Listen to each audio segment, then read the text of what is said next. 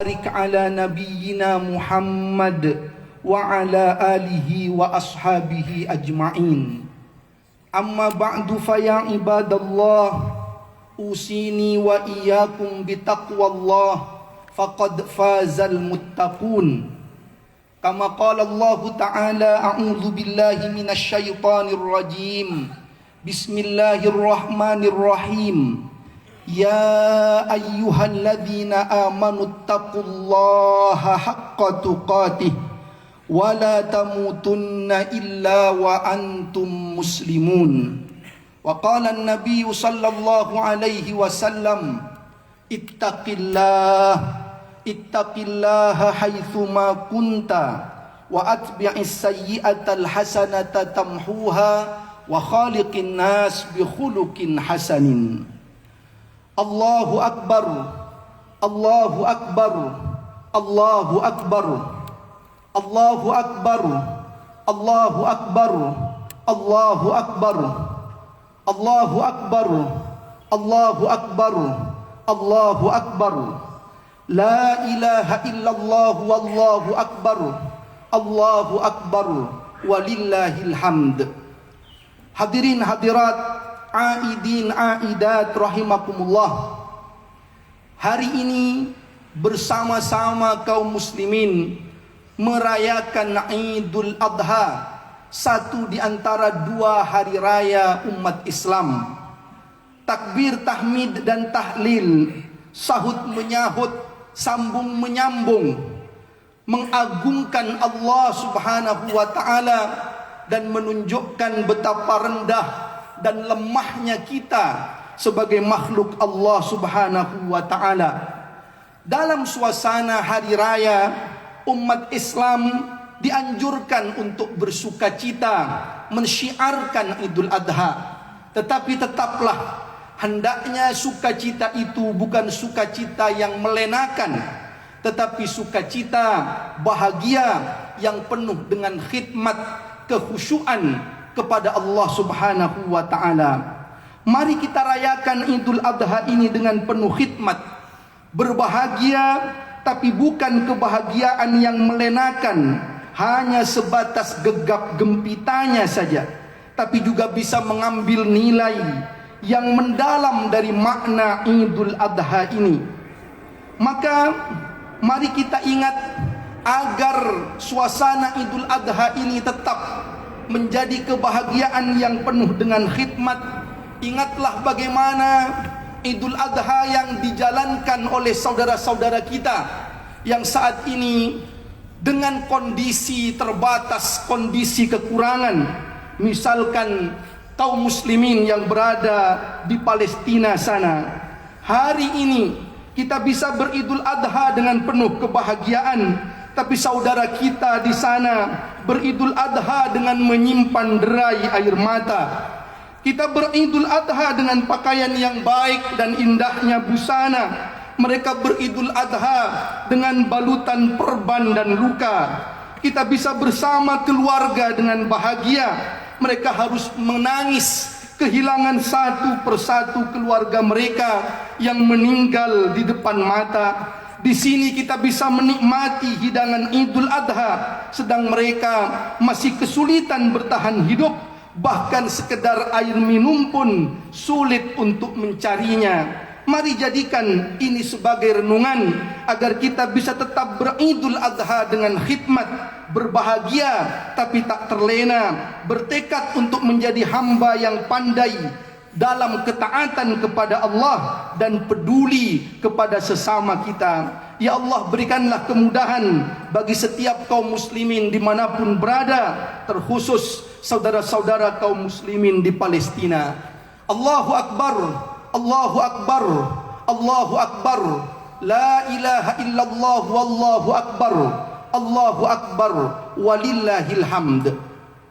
Dalam rangkaian Idul Adha ada dua ibadah yang paling utama di antara ibadah-ibadah yang lainnya, yaitu ibadah haji dan ibadah kurban.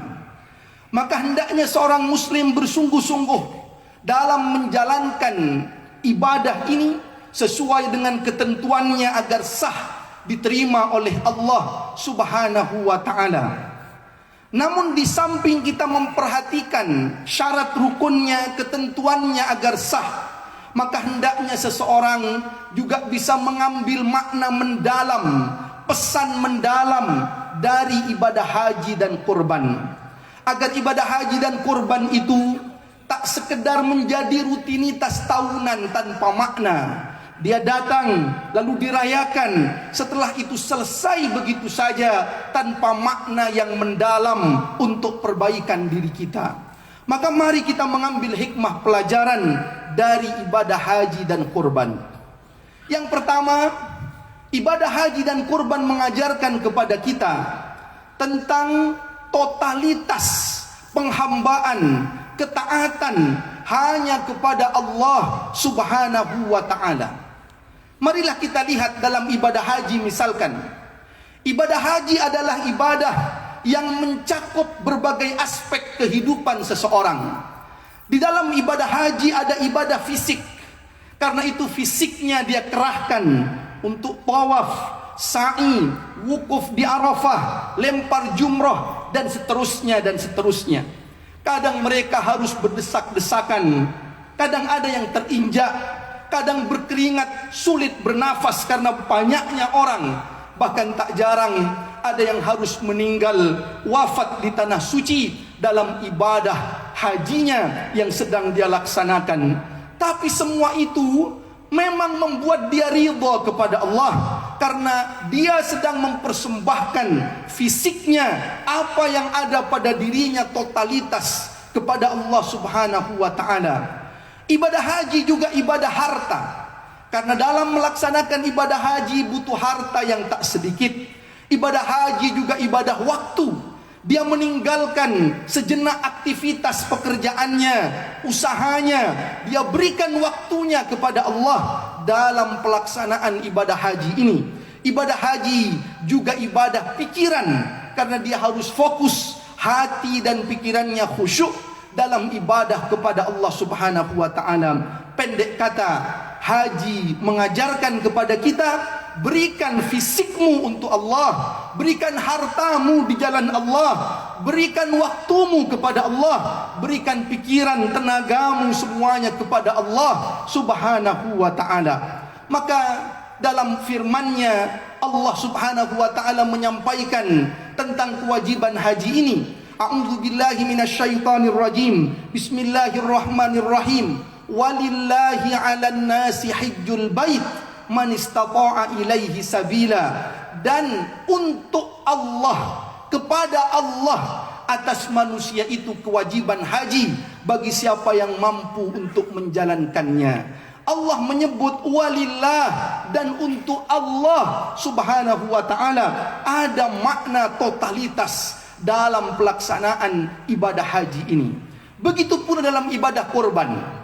Ketika Allah memerintahkan tentang kurban, Allah berfirman, A'udzu billahi minasyaitonir rajim. Bismillahirrahmanirrahim. Fasholli li rabbika wanhar. Maka salatlah li rabbika, untuk Tuhanmu, dan berkurbanlah. Haji walillah, kurban. Fasholli li rabbika wanhar. Kurban itu, solat itu engkau persembahkan totalitas untuk Tuhanmu, untuk Allah Subhanahu wa ta'ala. Mungkin ada yang bertanya, apa makna, apa pelajaran totalitas dalam kurban? Bukankah kurban itu tidak sama seperti haji yang memang kita lihat mengerahkan tenaga, harta, pikiran, waktu? Sementara kurban mungkin bagi sebagian melihatnya ini hanya soal membawa seekor kambing atau sapi untuk disembelih. Mungkin kalau dia patungan hanya sekedar 3,5 juta saja. Bagi orang yang mampu, karena yang terkena sunnah kurban adalah yang mampu, mungkin itu hal yang ringan bagi dia, tidak memberatkan. Lalu di mana pesan totalitasnya kepada Allah Subhanahu wa ta'ala?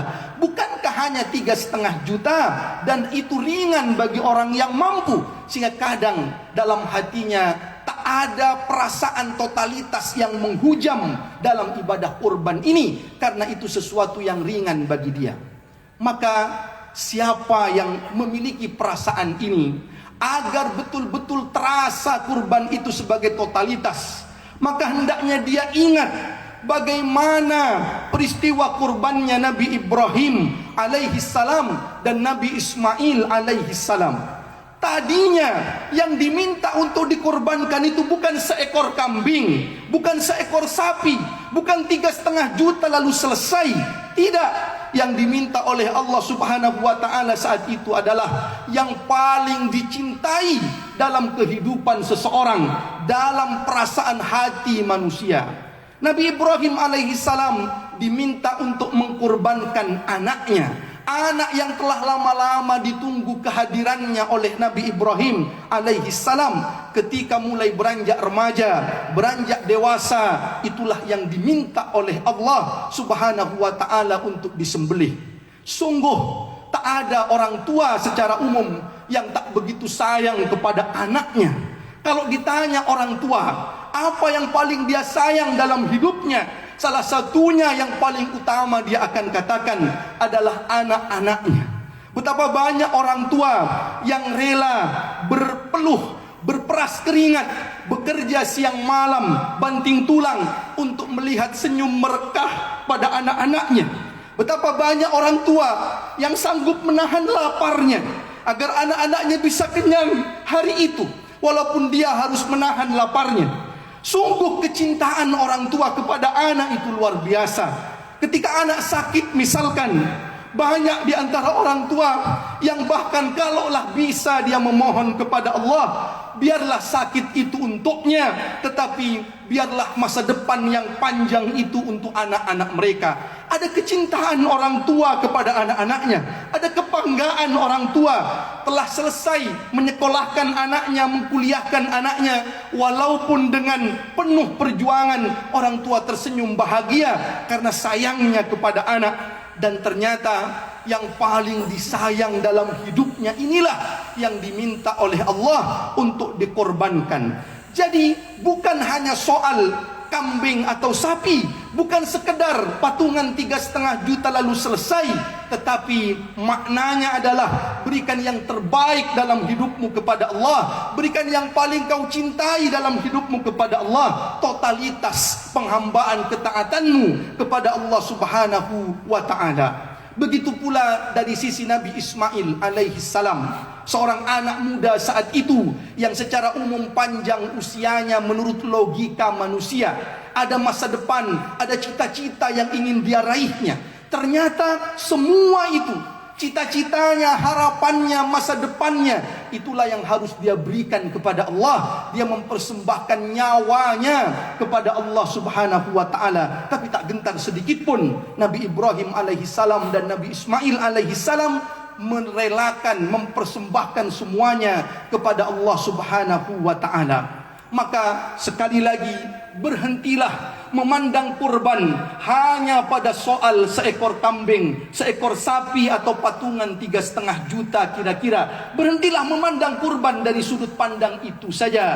Tetapi kita diminta oleh Allah mempersembahkan yang terbaik yang kita miliki kepada Allah Subhanahu wa taala. Kalau ada yang masih menganggap kurban sekedar menyembelih, dibagi, selesai tanpa makna ketakwaan kepada Allah Subhanahu wa taala, maka katakan kepadanya, untuk menyembelih saja, kalau memang maknanya hanya menyembelih, tak perlu dia menunggu Idul Adha. Kapanpun dia bisa menyembelih, dia sembelih, dia bagi dagingnya, kalau maknanya hanya menyembelih saja. Justru sembelihan Idul Adha ini dibuat hari raya yang khusus. Ada syarat ketentuannya, hewannya tak boleh ada 4 cacat, tak boleh pincang, tak boleh buta, tak boleh sangat kurus, tak boleh sakit kronis. Ada waktu penyembelihannya, karena ini bukan penyembelihan biasa. Ini adalah lambang persembahan yang terbaik yang kita miliki kepada Allah Subhanahu wa taala. Allah Maha Rahmat, Allah Maha Rahman, Maha Rahim. Allah Maha sayang kepada kita. Maka dia tak meminta nyawa kita, tak meminta anak kita, tetapi meminta dilambangkan saja dalam bentuk sembelihan. Tetapi takwanya itulah yang dikehendaki oleh Allah Subhanahu wa taala. Maka kata Allah dalam Al-Quran, tidak akan sampai sekali-kali darahnya dan dagingnya kepada Allah, tetapi yang sampai itu adalah ketakwaan kita kepada Allah Subhanahu wa taala. Maka setelah haji, setelah kurban, harus menjadi pribadi yang lebih baik, pribadi yang totalitas kepada Allah Subhanahu wa taala. Hadirin hadirat aidin aidat rahimakumullah. Allahu akbar, Allahu akbar, Allahu akbar, la ilaha illallah wallahu akbar, Allahu akbar walillahil hamd. Ada orang, dia baru bisa totalitas kepada Allah ketika terjadi musibah pada dirinya. Ketika sakit, dia mengatakan, ya Allah, ini semua darimu, fisik ini, dan kembali kepadamu, maka kami minta kesembuhan untukmu. Dia katakan, inna lillah wa inna ilaihi raji'un. Benar bahwa memang itulah kalimat istirja, kalimat pengembalian ketika dia ditimpa musibah. Saat ada kehilangan, saat ada musibah, dia katakan, kami semua milik Allah dan kami akan kembali kepada Allah. Tetapi mari kita renungkan, ketika seseorang dalam kondisi yang lapang, dalam kondisi yang aman, damai, tak ada musibah, tak ada sakit, kadang-kadang dia justru tak totalitas lagi kepada Allah Subhanahu wa taala. Diajak kakinya melangkah ke masjid, dia katakan, ini kaki-kaki saya, terserah saya akan melangkah kemana. Diingatkan untuk tidak ke tempat maksiat, dia katakan, ini fisik-fisik saya, ini mata-mata saya, memandang kemana terserah saya. Tapi begitu sakit, dia katakan, ya Allah, mata ini milikmu, mata ini darimu, ya Allah, kami mohon agar engkau tak ambil penglihatan kami ini. Ya Allah, kaki ini darimu, kami mohon kepadamu, bisakan kami lagi melangkah dalam kehidupan.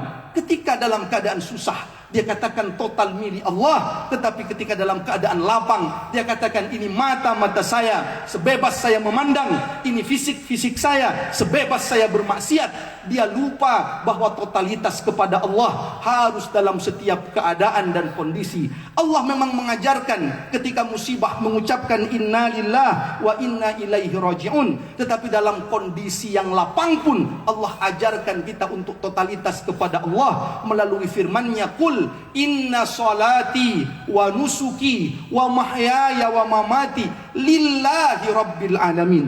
Sesungguhnya, katakanlah, sesungguhnya salatku, ibadahku, hidupku, bahkan matiku, semuanya lillah, untuk Allah Subhanahu wa ta'ala. Bukan hanya ketika ada musibah inna lillah, tetapi kapanpun hidupku dan matiku juga lillahi rabbil alamin. Inilah pesan dari haji, pesan dari kurban, agar kita betul-betul mendekat kepada Allah Subhanahu wa ta'ala. Kenapa kita harus mendekat kepada Allah? Kenapa kita harus berada di jalan Allah? Pertama, karena kita dicipta oleh Allah Subhanahu wa ta'ala. Kita hadir di dunia ini atas ciptaan Allah, sehingga kita bisa melaksanakan aktivitas. Dan tidaklah aku ciptakan jin dan manusia, kata Allah, illa liya'budun, kecuali hanya untuk beribadah kepada Allah Subhanahu wa ta'ala.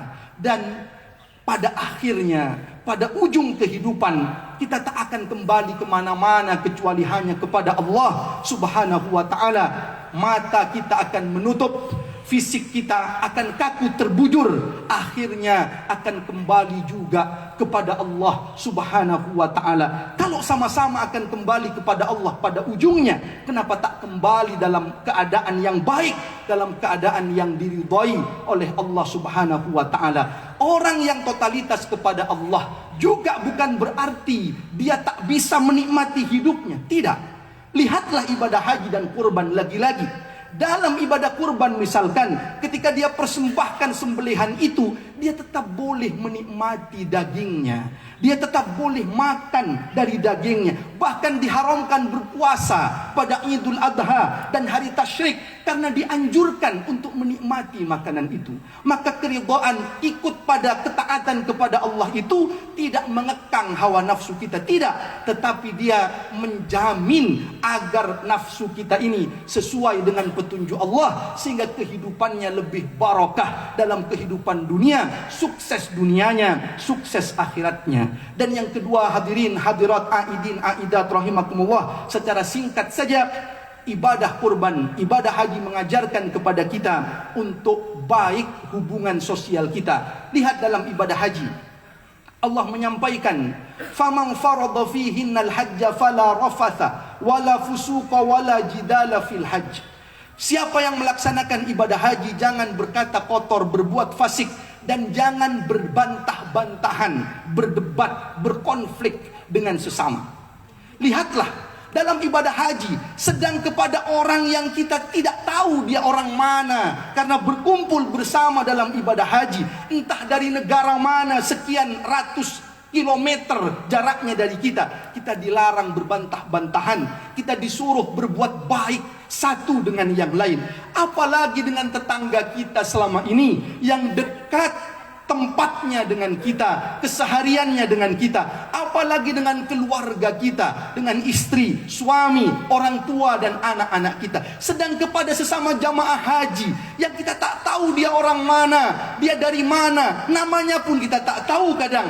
Tetapi Allah mengatakan jangan berbantah-bantahan, tetapi hendaknya menjaga sikap satu dengan yang lain. Lalu begitu pula dalam ibadah kurban. Ibadah kurban mengajarkan kebaikan kepada sesama. Lihatlah, sedang kepada sembelihan saja Nabi menyuruh kita untuk berbuat baik. Kata Nabi, tajamkan pisaunya agar tak membuat menderita hewan yang akan engkau sembelih itu. Maka para ulama pun memberikan anjurannya agar ketika menyembelih yang masih hidup, sembelihannya tak memandang langsung kepada temannya yang disembelih. Dijaga agar tak menderita dia, baik secara psikologinya, dan ketika disembelih tajamkan agar tak menderita dia dalam penyembelihan itu.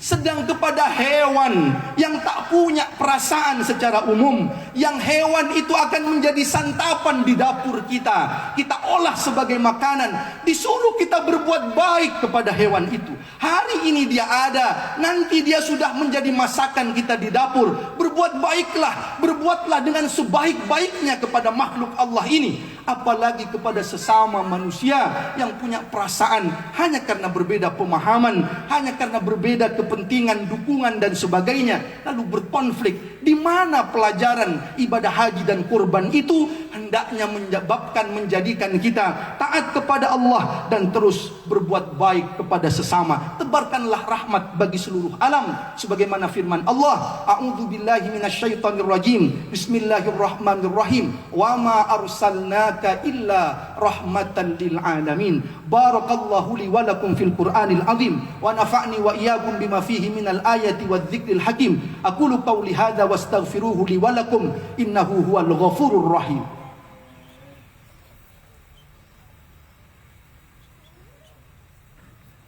Alhamdulillah wassalatu wassalamu ala Rasulillah nabiyina Muhammad ibn Abdillah wa ala alihi wa sahbihi wa mawalah. La hawla wa la quwwata illa billah.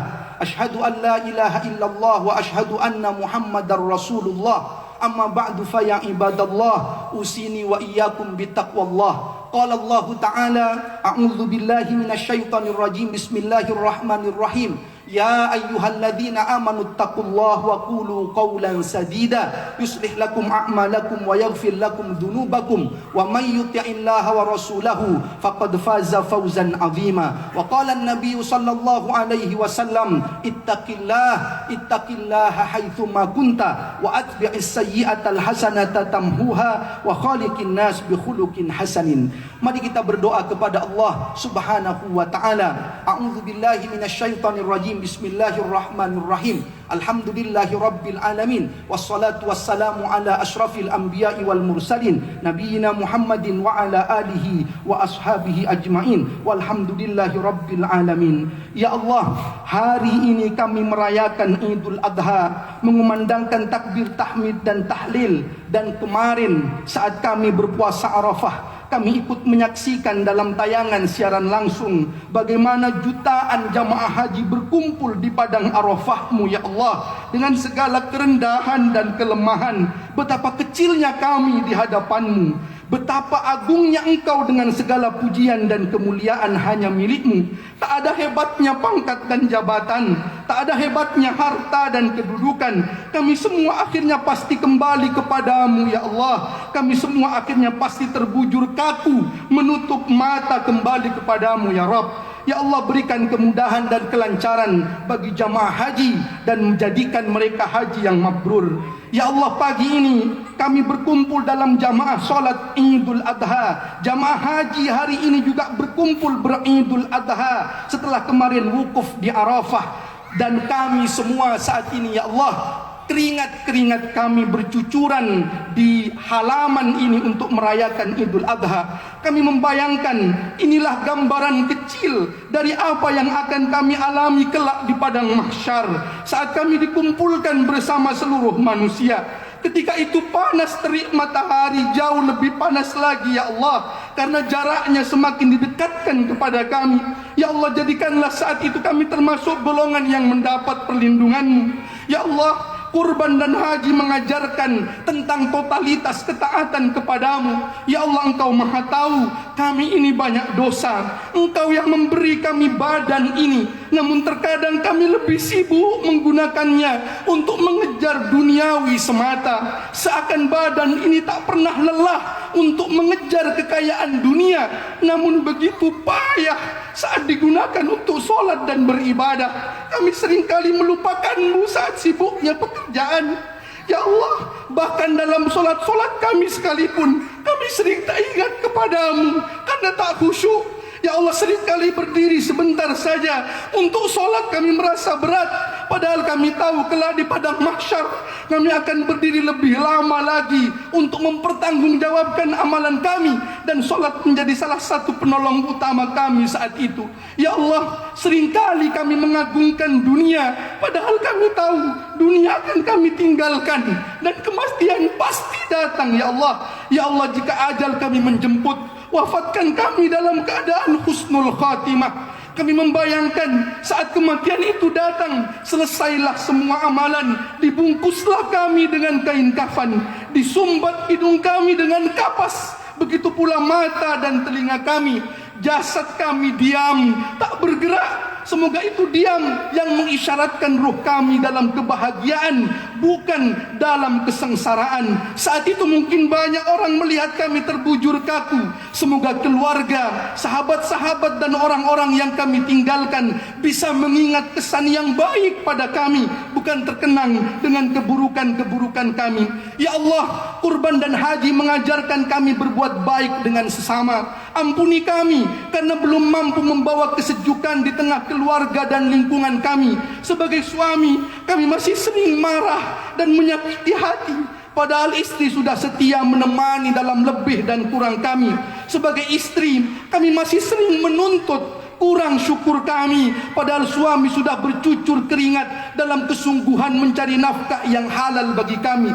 Ya Allah, sebagai anak, kami belum bisa berbakti dengan baik kepada orang tua kami, padahal kami tahu bahwa keridhaan-Mu terdapat pada keridhaan mereka, kemurkaan-Mu terdapat pada kemurkaan mereka. Maafkan kami jika selama ini khilaf telah melukai hati kedua orang tua kami. Ya Allah, kami tahu bahwa yang orang tua butuhkan dari kami bukanlah materi dan harta, tapi cinta dan kasih sayang.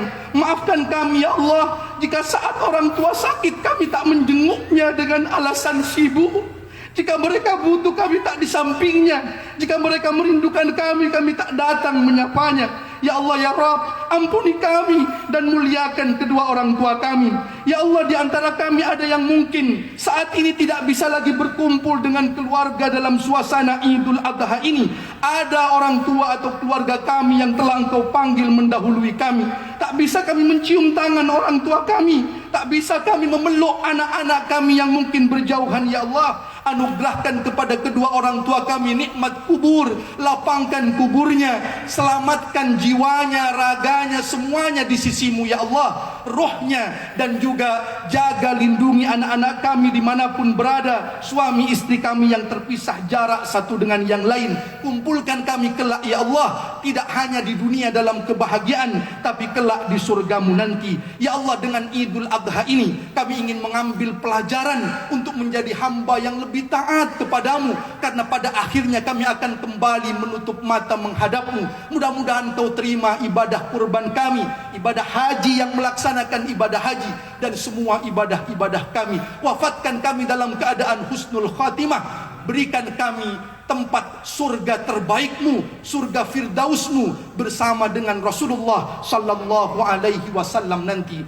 Allahumma ighfir lil muslimina wal muslimat wal mu'minina wal mu'minat al ahya'i minhum wal amwat innaka sami'un qaribun mujibud da'wat wa ya qadiyal hajat. Rabbana ighfir lana ولإخواننا الذين سبقونا بالإيمان ولا تجعل في قلوبنا غلا للذين آمنوا ربنا إنك رؤوف رحيم ربنا هب لنا من أزواجنا وذرياتنا قرة أعين واجعلنا للمتقين إماما ربنا آتنا في الدنيا حسنة وفي الآخرة حسنة وقنا عذاب النار سبحان ربك رب العزة عما يصفون وسلام على المرسلين والحمد لله رب العالمين وبالله التوفيق والهداية والسلام عليكم ورحمة الله وبركاته.